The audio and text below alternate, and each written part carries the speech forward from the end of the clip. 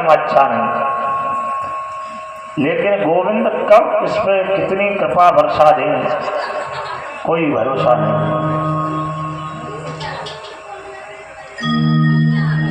अब एक पूतना का उद्धार किया, इतने में ही महाराज आज भोले बाबा को मालूम चली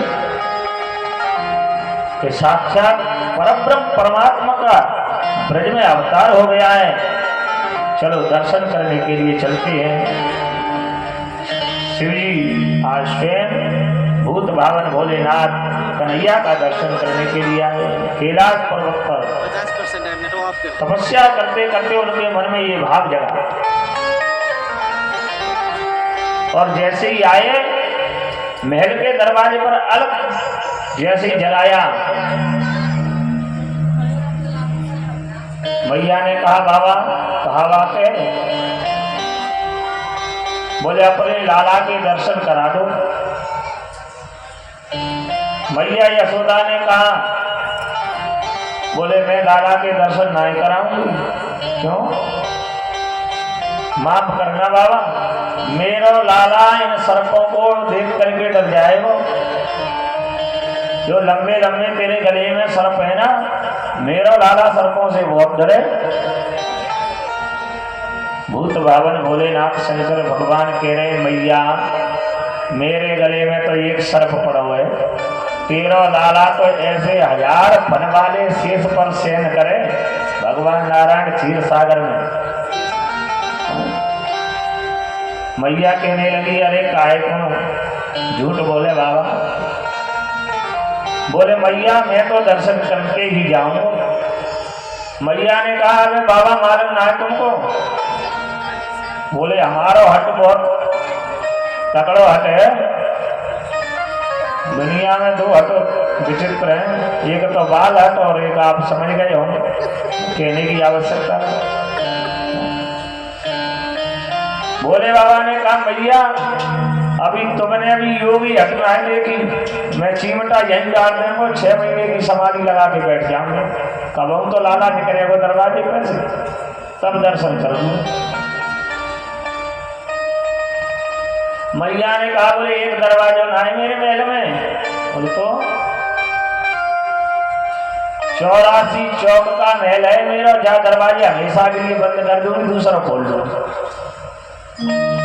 बैठे रहो मेरे से काली।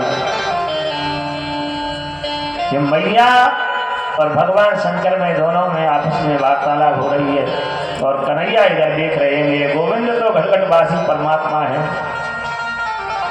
जिन्होंने संसार को बनाया। तो बनाने वाले को तो एक मशीन भी बनाए ना, उससे मालूम होता है कि इसमें ये खराबी है, और जिसने इतनी बड़ी संसार को बनाया है तो उसे ये भी मालूम है कि क्या हो रहा है।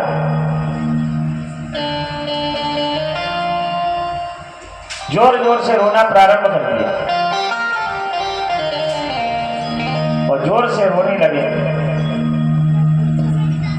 अब चुप ना हो। मैया दौड़ी दौड़ी आई, लाला को गोदी में उठाया, दुग्ध को पान कराया, लेकिन लाला फिर भी 1 मिनट भी चुप ना हो रहे।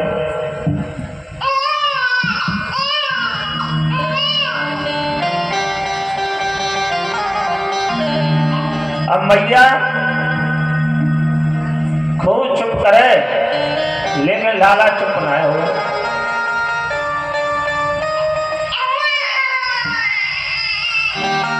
कुछ गोपियां आई मैया यशोदा के पास में, बोले मैया कहा बात है?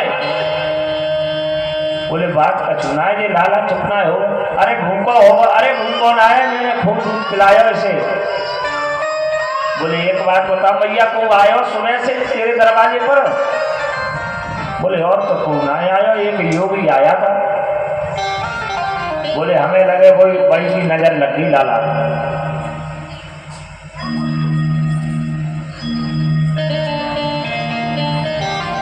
मैया कहने लगी, बोले अभी ज्यादा दूर ना गए हो, अभी अभी गए हो, यहाँ से दौड़ के जाओ और बुला के लेकर के आओ।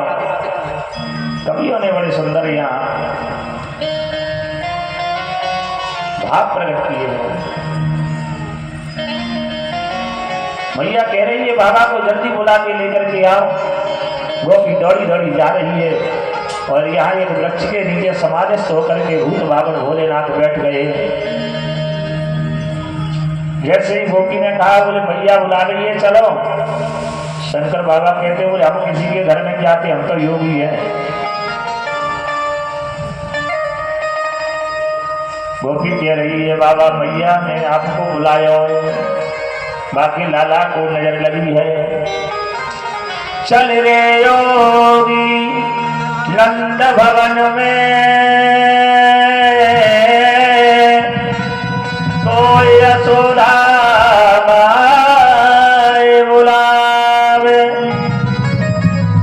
बाके लाला को नजर लगी है। राई लोल करावे। बोले मैया से पूछो जाकर के, हम जाएंगे तो, लेकिन जाएंगे तो हमें दर्शन कराएगी कि नहीं कराएगी, ये पूछ गया आप तो हम जाएंगे। नहीं हम जाएंगे। गोपियों ने कहा बोले चलो तो सही।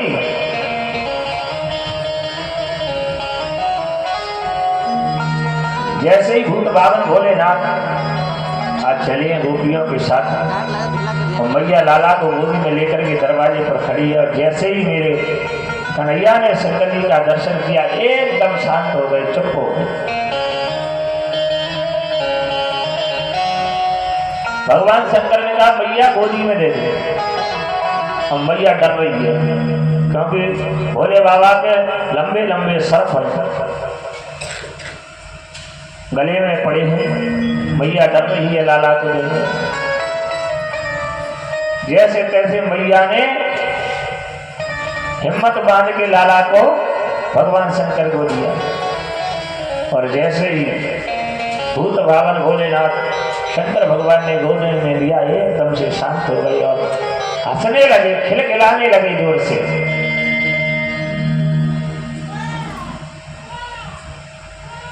और जैसे ही हंसने लगे, मैया यशोदा ने कहा बाबा अब मेरे लाला को मुझे जल्दी से दे दो, क्योंकि 80 वर्ष में लाला को जन्म भयो।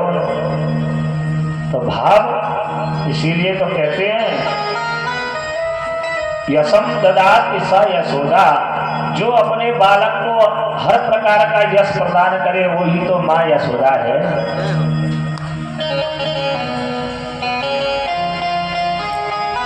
माँ का प्यार पुत्र के लिए, चाहे बालक हो जाए 100 वर्ष का, लेकिन माँ का प्यार बालक का ही रहता है अपने पुत्र के लिए।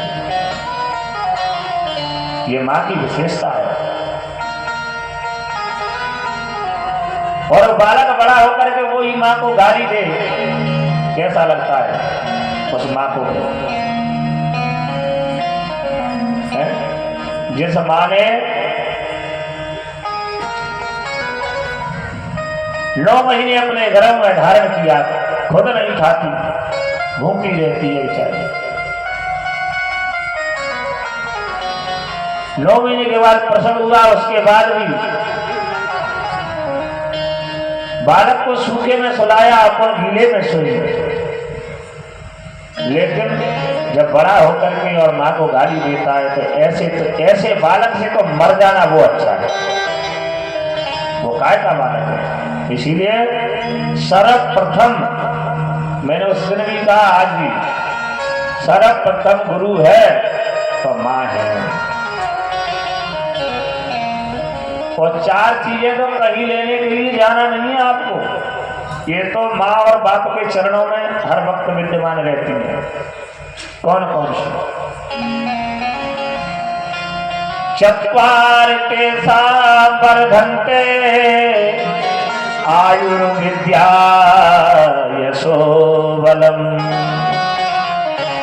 आयु, विद्या, यश और बल, ये 4 चीजें तुमको कहीं जाने की आवश्यकता नहीं है ढूंढने की, माँ और बाप के चरणों में विद्यमान रहती है।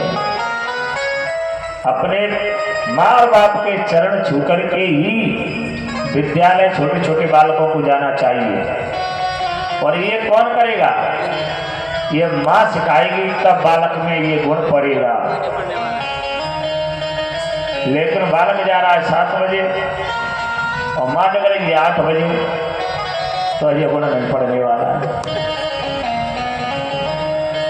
तो इसीलिए प्रथम गुरु माँ, पिता का तो दूसरे नंबर पर है, पहला गुरु माँ है। माँ जैसा संस्कार बालक में डालेगी वो संस्कार उस बालक में पड़ जाएगा। क्यों? चाणक्य जी ने बड़े सुंदर सुंदर चाणक्य नीति में श्लोक लिखे हैं।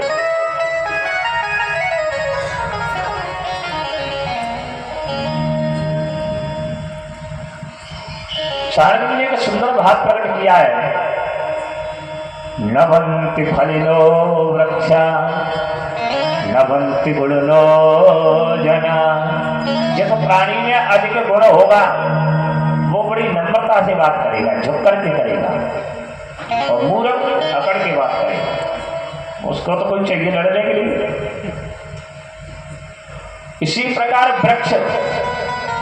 वृक्ष में जब फल अधिक आ जाएंगे तो नीचे की ओर झुक जाएगा स्वतः, और जिस वृक्ष में फल नहीं होंगे वो ऊपर को हो जाएगा। तो ये गुण कौन डालेंगे? माँ अपने बच्चे में जो संस्कार जिस प्रकार डाल देंगे। कैसे? शुष्क काष्ठानि मूर्खश्च नानभन्ति कदाचन। सूखी लकड़ी को अगर नवाना चाहो उसको ऐसे बना करके तो नव सकती है, टूट जाएगी। और हरी लकड़ी को ऐसे नवाना चाहो तो झुक जाएगी, टूटेगी। तो ये बालक हरी लकड़ी का ही रूप है। बालक को जैसा संस्कार आप डालोगे वो उसमें प्रवेश कर जाएगा। और जब बड़ा हो गया फिर तुम झुकाना चाहो, फिर कहो बोले क्या करें महाराज जी, बालक हमारी बात नहीं माने। अरे अब नहीं मानेगा, ये बात तो तुमको पहले सोचनी थी। जिस समय छोटा था उसी समय ये गुण विद्यमान होते, प्रविष्ट होते। तो आइए उसी प्रसंग पर जहाँ प्रसंग चल रहा था, ये बीच में बात आ गई तो ये 2 श्लोकों की व्याख्या यहाँ कर दी। जैसे गोदी में लिया भगवान शंकर ने एकदम से कन्हैया खिलखिला के हंसने लगे। जल्दी दौड़ करके मैया यशोदा ने अपने बालक को अपनी गोदी में ले लिया। और जैसे ही भूत बाबर चले वहां से, बोले बाबा, फिर कन्हैया जोर जोर से रोना प्रारंभ कर देते हैं, जोर जोर से रोने लगे।